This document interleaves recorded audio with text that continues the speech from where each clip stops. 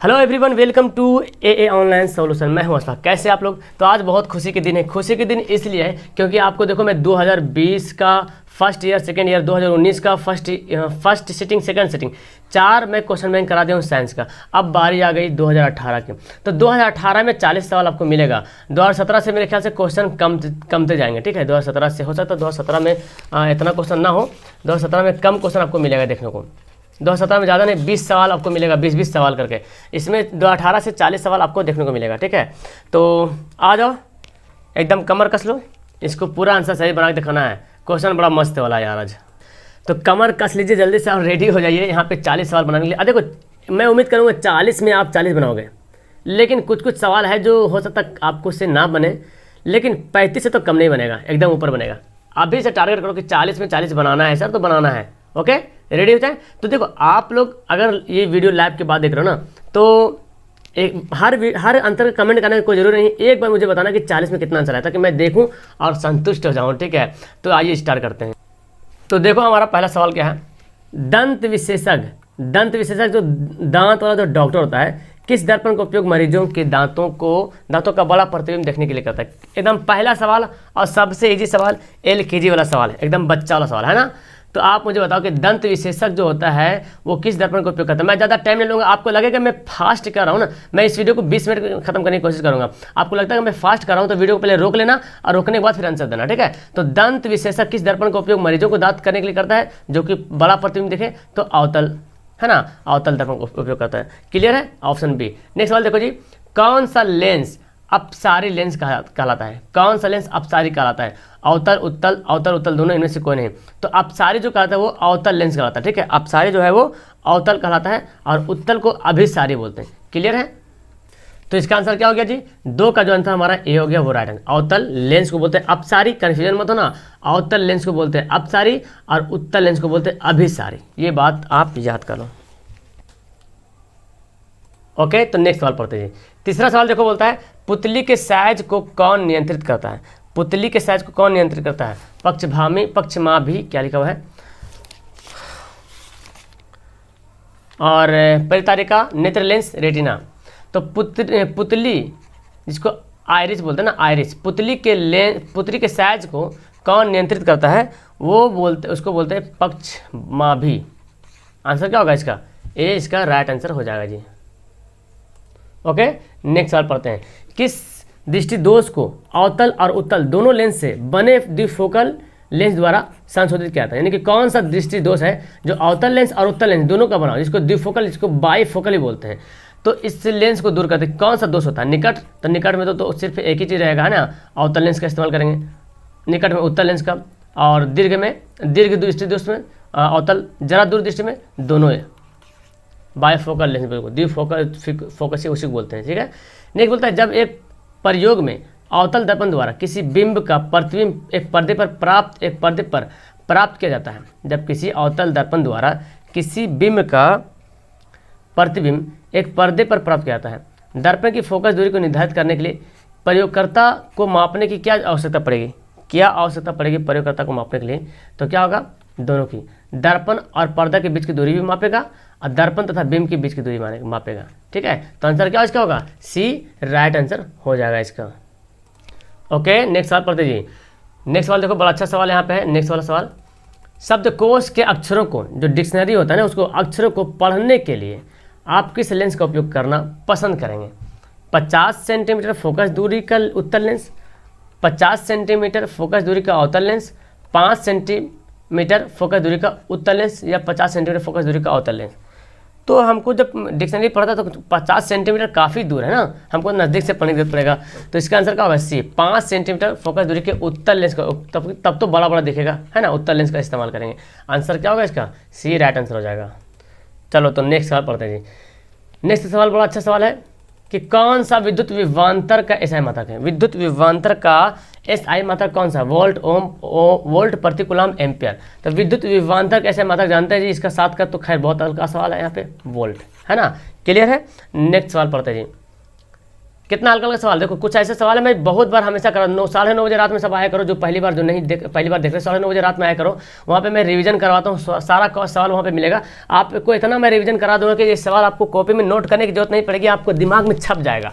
लघु पतन लिखा हुआ है, ठीक है। लघु पतन शॉर्ट सर्किट के समय परिपथ में विद्युत धारा का मान क्या होता है? तो बोले सर जब विद्युत धारा का जब बहुत अधिक बढ़ जाएगा तभी तो शॉर्ट सर्किट होगा, जाहिर सी बात है। जब विद्युत धारा का मान सबसे ज़्यादा बढ़ जाएगा, बहुत अधिक बढ़ जाएगा, तभी तो शॉर्ट सर्किट होगा। तो इसका आंसर क्या हो गया? सी, इसका आंसर राइट हो गया जी। क्लियर है? तो आंसर इसका सी हो गया राइट। नेक्स्ट सवाल देखो, पश्चिम की ओर, सवाल यहाँ है क्या? पश्चिम की ओर प्रक्षेपित कोई धनावेशित कण, पश्चिम की ओर प्रक्षेपित कोई धनावेशित कण यानी कि अल्फा कण किसी चुंबकीय क्षेत्र द्वारा उत्तर की ओर विक्षेपित हो जाता है, तो चुंबकीय क्षेत्र का दिशा क्या होगा? बहुत अच्छा सवाल है और कन्फ्यूजन करने वाला सवाल भी होता है, ठीक है। तो इसका मैं आंसर बता दूं कि अगर पश्चिम की ओर प्रक्षेपित कोई धनावेशित कण होता है, पश्चिम की ओर, ठीक है, तो किसी चुंबकीय क्षेत्र द्वारा उत्तर की ओर विक्षेपित हो जाता है। कौन कण? धनावेशित कण जो है चुंबकीय क्षेत्र के द्वारा उत्तर की ओर विक्षेपित होता है, तो चुंबकीय क्षेत्र की दिशा क्या होगा? तो इसका 9 का जो आंसर होगा ना, हमारा आंसर होगा डी, ऊपरी मुखी। क्या होगा? ऊपरी मुखी इसका राइट आंसर हो जाएगा जी। ओके, चलो नेक्स्ट सवाल है, तांबे की तार की एक आयताकार कुंडली किसी चुंबकीय क्षेत्र में घूर्णी गति कर रही है, ठीक है। तांबे की तार है कि एक आयताकार कुंडली है कि चुंबकीय क्षेत्र में घूर्णी गति कर रही है। इस कुंडली में प्रेरित विद्युत धारा, कुंडली में विद्युत धारा प्रेरित हो रहा कि दिशा में कितने परिभ्रमण के पश्चात परिवर्तन होगा, ठीक है। तो बोला तांबे की तार का एक आयताकार कुंडली, तांबे के तार के एक आयताकार कुंडली किसी चुंबकीय क्षेत्र में घूम रहा कि चुंबकीय क्षेत्र में तांबे की तार का कुंडली जो घूम रहा, ठीक है। इस कुंडली में प्रेरित विद्युत धारा, अब इसमें जो विद्युत धारा है धारा की दिशा कितने परिभ्रमण करेगा के बाद परिवर्तन करेगा, यानी कि कितना बार घूमेगा परिभ्रमण करेगा, तो ये धारा की दिशा परिवर्तन हो जाएगा। तो 10 का जो आंसर होगा हमारा आंसर क्या होगा? आंसर हमारा सही होगा आधा परिवर्तन करेगा, यानी कि आधा घूमेगा, यहाँ से यहाँ आएगा, यहाँ से आएगा, धारा चेंज, धारा की दिशा चेंज, फिर यहाँ आया तो वही नहीं बोल रहा, धारा की दिशा चेंज हो जाएगा। क्लियर है? आंसर हमारा सी होगा। ओके, तो चलो नेक्स्ट सवाल है। सवाल बोलता है किसी विद्युत धारावाही सीधी लंब परिनालिका के भीतर चुंबकीय क्षेत्र क्या होगा?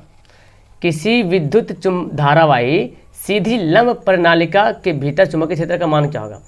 तो शून्य होता है, इसके सिरों की ओर जाने पर घटता है, इसके सिरों की ओर जाने पर बढ़ता है, सभी बिंदुओं पर समान रहता है। तो 11 का जो आंसर होगा ना, 11 का आंसर होगा डी, सभी बिंदुओं पर समान होता है, ठीक है। आंसर क्या होगा इसका? डी होगा इसका एकदम करेक्ट आंसर हो जाएगा जी। चलो नेक्स्ट सवाल पढ़ते हैं। नेक्स्ट सवाल यहाँ पे है जी कि सवाल बोलता है सौर कुकर के लिए कौन सा दर्पण का प्रयोग करते हैं? सौर कुकर के लिए कौन सा दर्पण का प्रयोग करते हैं? समतल, उत्तल, अवतल, इनमें से कोई नहीं। सौर कुकर के लिए कौन सा दर्पण का प्रयोग करेंगे?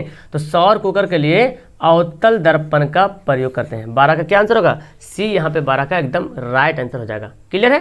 तो आप लोग फटाफट बनाओ, देखो मैं थोड़ा फास्ट कर रहा हूँ ताकि वीडियो ज़्यादा लॉन्ग ना बने, ठीक है। नेक्स्ट सवाल देखो, चिपको आंदोलन का मुख्य उद्देश्य क्या था? एकदम हर कोई बताएगा क्या संरक्षित करना था? चिपको आंदोलन का मुख्य उद्देश्य क्या संरक्षित करना था? मिट्टी को, वृक्षों को, जल को, बिजली को। तो ये सवाल भी आता है एग्जाम में, वृक्षों को, है ना। आंसर यहाँ पे थोड़ा सा इसमें गहराई में दे तो अलग बात है, लेकिन इतना हल्का सवाल दिया, खैर कुछ हार्ड में कुछ इजी सवाल भी घुमा रहता है, ठीक है। तो जरूर इसको बनाइएगा। नेक्स्ट सवाल देखो जी, निम्न में से किस विलयन का उपयोग दीवारों की सफ़ेदी करने के लिए करते हैं? तो दीवार का जो सफ़ेद करते हैं वो क्या होता है? बूझा हुआ चूना होता है, कैल्शियम हाइड्रोक्साइड होता है। तो ऑप्शन देखिए कौन है यहाँ पे कैल्शियम ऑक्साइड? तो कैल्शियम हाइड्रोक्साइड CaOH2, ठीक है। कैल्शियम हाइड्रोक्साइड क्या है? CaOH2। तो कैल्शियम हाइड्रोक्साइड का उपयोग जो है दीवारों की सफ़ेदी करने के लिए किया जाता है। ओके, तो हमारा आंसर क्या होगा इसका जो बी होगा वो एकदम सही आंसर हो जाएगा। नेक्स्ट सवाल पढ़ें। नेक्स्ट सवाल देखो, सवाल बहुत अच्छा दिया हुआ है नेक्स्ट वाला, और ऐसे सवाल आपको पता होना चाहिए कि Na2SO4 sodium sulphate plus BaCl2 जब अभिक्रिया किया तो Na जा करके, अच्छा इधर NaCl के साथ Na जो है Cl के साथ आ गया और SO जो है BO के साथ आ गया, BaSO4 NaCl। तो देख रहे एक इधर से भी विस्थापन होगा, एक इधर से विस्थापन होगा। तो कितना बार विस्थापन हुआ? 2, एक इधर से विस्थापन हुआ, एक इधर से विस्थापन हुआ। तो इसको बोलते हैं द्विव विस्थापन। क्या बोलते हैं? द्विव विस्थापन अभिक्रिया बोलते हैं। तो इसका आंसर क्या होगा हमारा? सी एकदम राइट आंसर हो जाएगा जी, है ना। तो इसका आंसर सी हो गया राइट आंसर।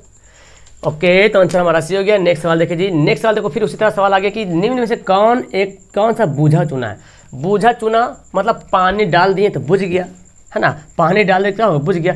और बुझता कब है? जब आप उसको दीवार पे कली करते हैं तभी तो पानी डालते हैं। तो कैल्शियम हाइड्रोक्साइड। और CaO है ना, ये बिना बुझा हुआ चूना, ठोस, देखते हैं ना ढिक्का ढिक्का टाइप का चूना मिलता है। अभी तो नहीं मिलता देखने के लिए, पहले देखते होंगे घर में शादी वादी होता है तो लाते हैं, पानी में फुलाते हैं और घर को पेंट करते हैं खुद से, लेकिन अब ये सब देखने को नहीं मिलता है, बहुत कम दिखाई पड़ता है। तो ये कैल्शियम ऑक्साइड है, ये बिना बुझा हुआ चूना है, ये बुझा हुआ चूना है। बाकी तो कैल्शियम कार्बोनेट जानते ही आप लोग। ओके, तो हमारा आंसर क्या हो गया, इसका भी आंसर बी हो गया। नेक्स्ट सवाल पढ़ो। लवण Na2CO3 का जलीय विलयन का pH मान क्या होगा। लवण Na2CO3 का जलीय विलयन का pH मान क्या होगा। तो इसका जो आंसर होगा 17 का, वो हमारा आंसर होगा बी, 7 से अधिक। क्या होगा, 7 से अधिक होगा। तो 7 से अधिक बोले तो क्षारीय होगा, है ना। Na2CO3 क्या है, इसका जलीय विलयन क्षारीय है। ऑप्शन हमारा बी राइट हो गया। चलो नेक्स्ट सवाल। बॉक्साइट किस धातु का महत्वपूर्ण है, इसके हर कोई जानता है। बॉक्साइट के बारे में कौन नहीं जानता। बॉक्साइट, कराइलाइट, कोरंडम किसका है, एल्यूमिनियम का है। आंसर हमारा क्या हो गया, अब 18 का एकदम सी आंसर हो गया। क्लियर है, 18 का जो आंसर हो गया वो सी राइट आंसर हो गया। नेक्स्ट सवाल देखो कि लोहा एवं इस्पात को जंग से सुरक्षित रखने के लिए उन पर किस धातु की पतली परत चढ़ाई जाती है। आपको पता है कि लोहा और या इस्पात दोनों लगभग सेम ही है, थोड़ा सा डिफरेंट है। तो लोहा और इस्पात अगर उसको जंग लग जाए और उसको जंग से बचाने के लिए हमको एक पेंट करना पड़ता है, और वो पेंट किसका होता है, वो होता है जिंक का, जस्ता, जिसको बोलते हैं ना जस्तीकरण करते हैं, है ना, गैल्वेनाइजेशन करते हैं, वही हुआ जस्ता। आंसर क्या होगा इसका, डी आंसर राइट होगा। उम्मीद करता हूँ कि अब तक आप लोग का पत्ता नहीं कटा होगा एक भी, है ना, बना रहे होंगे। अगर पत्ता कट भी गया हो तो छोड़ के मत जाना, पूरा बना लो। बड़ा अच्छा सवाल है। शुरू में हो सकता एक दो सवाल ऐसा था जो कि लग रहा था कि हो सकता पत्ता कटा होगा। किस रासायनिक यौगिक को गर्म करने पर प्लास्टर और पेरिस प्राप्त होता है। बहुत फैंटास्टिक सवाल है और एग्जाम में ऐसा सवाल देखने को मिलता है, सवाल हार्ड करना। 2018 का सवाल मैं समझता हूँ ना, 2020 का जितना मैं पढ़ाया हूँ दोनों शिफ्ट का, और 2019 का जो शिफ्ट पढ़ाया उन दोनों शिफ्ट से ये भारी पड़ेगा 2018 का, क्योंकि उसमें इतना हल्का हल्का सवाल नहीं था। प्लास्टर पेरिस को प्राप्त करने के लिए किस रासायनिक यौगिक को गर्म करना पड़ेगा। तो आप बोलेंगे सर प्लास्टर और पेरिस प्राप्त करने के लिए हमको जिप्सम को गर्म करना पड़ेगा। आंसर क्या होगा इसका, बी राइट आंसर हो जाएगा जी। क्लियर है, आंसर हमारा बी हो जाएगा। नेक्स्ट सवाल देखो जी, अच्छा इधर आ गया। नेक्स्ट सवाल बोलता है कि प्रोपेन उपस्थित, देखो मैं इसका फिगर बनाता हूँ, ठीक है। यहाँ पे फिगर तो गायब है, फिगर टाइप नहीं हो पाया था। प्रोपेन किसमें, प्रोपेनॉन है यार, सॉरी प्रोपेनॉन है। एक मिनट रुक जाओ, मैं इसको सुधारता हूँ। अब देखो सवाल कुछ ऐसा है जी, देखो यहाँ पे सवाल यहाँ पे नहीं बन पाया था फिगर सिस्टम में। प्रोपेनॉन उपस्थित कार्यात्मक प्रकार्यात्मक समूह है। तो प्रोपेनॉन एक्चुअली ये कीटोन ग्रुप का है, कीटोन ग्रुप का, कीटोन है ना, पढ़े हो ना। तो कीटोन ग्रुप का इसमें कौन सा आपको दिख रहा है, हाँ। तो 21 नंबर सवाल का जो आंसर होगा वो ऑप्शन हमारा सी होगा। ये देखो ये कीटोन समूह का है, ठीक है। आंसर क्या होगा हमारा, सी होगा। नेक्स्ट सवाल देखो, एसिटिक अम्ल का IUPAC नाम क्या है, एसिटिक अम्ल का। तो एसिटिक अम्ल के देखो एसिटिक अम्ल का IUPAC नाम जो होता है, एथेनोइक अम्ल, मेथेनोइक अम्ल, प्रोपेनॉन, इनमें से कोई नहीं। तो एथेनोइक अम्ल का नाम है एथेनॉल, क्योंकि एथेनॉल से बना एसिटिक अम्ल, ठीक है। आंसर क्या होगा, 22 का जो आंसर होगा वो ए होगा, एकदम करेक्ट आंसर हो जाएगा। ओके, तो आंसर क्या होगा, आंसर एक याद रखना, एथेनोइक अम्ल का IUPAC का नाम क्या है, एसिटिक। ये है आपका एसिटिक अम्ल, IUPAC नाम एथेनोइक अम्ल, ठीक है। नेक्स्ट है विद्युत अपघटनी परिष्करण में अशुद्ध धातु को बनाया था। अशुद्ध धातु कहाँ पे बनाया था, किसमें, एनोड में, कैथोड में, अपघटन या सभी में। तो विद्युत अपघटनी जब परिष्करण करेंगे तो उसमें जो अशुद्ध धातु जो निकलेगा वो निकलेगा एनोड पर। याद रखना, एनोड पे अशुद्ध धातु निकलेगा और कैथोड पे निकलेगा शुद्ध धातु, ठीक है। एनोड पे अशुद्ध धातु निकलेगा और कैथोड पे शुद्ध धातु निकलेगा। क्लियर है, याद रहेगा। ओके, तो याद रखना, इसे एक क्वेश्चन कन्फ्यूजन ना करें। एनोड पे जो है अशुद्ध धातु निकलेगा और कैथोड पे शुद्ध धातु निकलेगा। तो फिलहाल इसका आंसर क्या होगा, हमारा ए राइट आंसर हो जाएगा। नेक्स्ट सवाल देखो जी, अष्टक सिद्धांत कौन नहीं जानता, अष्टक सिद्धांत किसने दिया। अष्टक सिद्धांत अतिरिक्त सिद्धांत, ये हर कोई जानता है। तो अष्टक सिद्धांत किसने दिया था, तो बोलेंगे डोबरेनर या डोबेराइनल, न्यूलैंड्स, मेंडलीफ, हेनरी मोजले। तो अष्टक नियम जो दिया था वो दिया था जी 24 का आंसर कहो, न्यूलैंड, है ना। न्यूलैंड जो अष्टक नियम देता था, और डोबेराइनर वो त्रिक नियम देता, त्रिक नियम। अब मेंडलीफ जो है आवर्त सारणी दिया जानते हैं आप। मोजले जो है आधुनिक आवर्त सारणी जो कि परमाणु संख्या पर आधारित है। अब मेंडलीफ का परमाणु द्रव्यमान पर आधारित है। क्लियर है, आप जानते हैं अच्छी तरीके से यहाँ पे। ओके, नेक्स्ट सवाल पढ़ते हैं। देखो जी, अभी जो मैं बता रहा हूँ यहीं पे दे दिया। फिर अभी जो मैं सवाल किया हूँ ना, ये सवाल दे दिया। आधुनिक आवर्त सारणी का नियम के अनुसार तत्वों का गुणधर्म क्या है।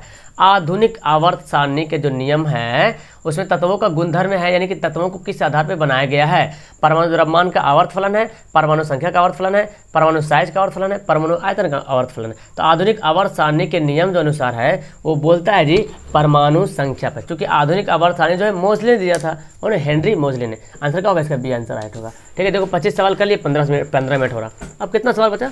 15 सवाल और बचा है। नेक्स्ट सवाल पढ़ते हैं। कौन सा आयन लाल लिटमस को नीला करता है? तो लाल को नीला कौन सा आयन करता है? आपको पता है लाल को नीला कौन करता है? तो लाल को नीला जो है क्षार करता है, क्षार। और नीला को करता है लाल अम्ल करता है। नीला को लाल करता है अम्ल और लाल को नीला क्षार करता है। क्षार में हाइड्रोक्साइड आयन होता है, इसलिए आंसर होगा क्या होगा? बी। और अम्ल में हाइड्रोजन आयन होगा। तो फिलहाल इस सवाल का आंसर क्या होगा? बी आंसर इसका एकदम करेक्ट आंसर हो जाएगा जी। ओके, समझ में आया सवाल? सवाल समझ में आया ना? सवाल घुमा के दे रहा है, यहाँ पे इन्हें बोला कि ये कौन अम्ल है क्षार है, इसने बोला कि लवण है अम्ल है क्षार है, तो बताइए देगा लाल को नीला क्षार करता, क्लियर। लेकिन यहाँ पे सवाल को घुमाने के लिए ऐसा देता है, तो आप घूमिएगा मत, घुमा दीजिएगा। ठीक है, आंसर बी होगा राइट आंसर। नेक्स्ट सवाल है, पादप में जाइलम उत्तरदायी है। तो जानते हैं जा से जाइलम, जा से जल, जा से जाइलम, जा से जल। आंसर क्या होगा? ए। जाइलम उत्तक होता है जल का वहन करता है, ठीक है। और फ्लोएम होता है वो भोजन का वहन करता है, भोजन का पता नहीं, भोजन का वहन करता है ना, भोजन का वहन करता है। तो फिलहाल इसका आंसर क्या होगा? हमारा आंसर ए होगा, इसका एकदम राइट आंसर होगा। नेक्स्ट सवाल देखो जी, निम्न से किसे कोशिका का ऊर्जा मुद्रा के रूप में जाना था? ऊर्जा मुद्रा या ऊर्जा मुद्रा के रूप में जाना था। ADP, ATP, DDP, PDP. तो निम्न से किसे कोशिका का ऊर्जा मुद्रा के रूप में जाना जाता है? तो 28 का जो आंसर होगा एटीपी। क्या आंसर होगा? एटीपी। चलो ठीक है, आप लोग एटीपी का फुल फॉर्म आप नीचे कमेंट करना, ठीक है, अभी नहीं, देख लो पहले वीडियो को, नीचे कमेंट खा लिया ना। तो एटीपी का फुल फॉर्म क्या होता है, पूरा नाम क्या होता है, उसको जरूर बताना कमेंट करके। ओके, नेक्स्ट सवाल पढ़ते हैं जी। पत्तियों में गैसों का आदान प्रदान कहाँ होता है? ये भी कोई पूछने वाली बात है? ये तो हर कोई बच्चा बता देगा। पत्तियों में गैसों का आदान कहाँ होता है?